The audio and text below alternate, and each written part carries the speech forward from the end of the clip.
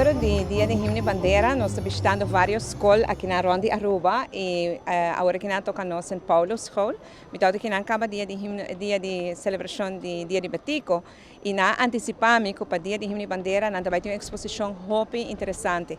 St. Paulo School está trabalhando junto com o Certification Program de ATA para incluir a história de Aruba no currículo e nós fazemos diferentes treinos riba essay e há uma exposição riba o tema aqui. Depois nós está aqui, nós mira uma bonita apresentação de canto de himno, hobby emocional, ele impressionava-me hobby de o emocionante cantei com tanto paixão, amor.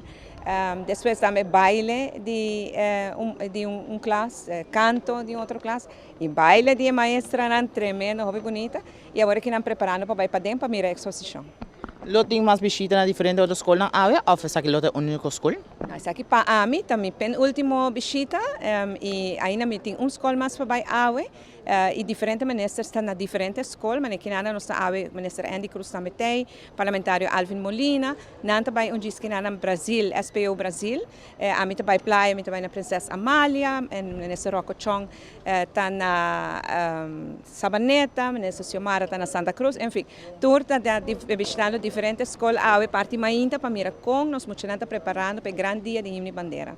Na final, senhora Primeira-Ministra, tem mensagem para o povo de Aruba mirando toque também está de Sochimar Antobra para toque conscientizar, reva o dia para reflexionar e mensagem positivo para toque vai pouco a pouco para a carretera de Aruba.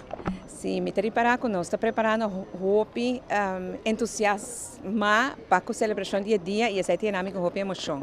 Claro, em 2 anos assim nós podemos celebrar o dia grande aqui, 2 anos passados nós para a celebração abruptamente, passou o dia de estresse nós para o meu caso de Covid, se tem 5 dias para o meu dia de Himno e Bandeira.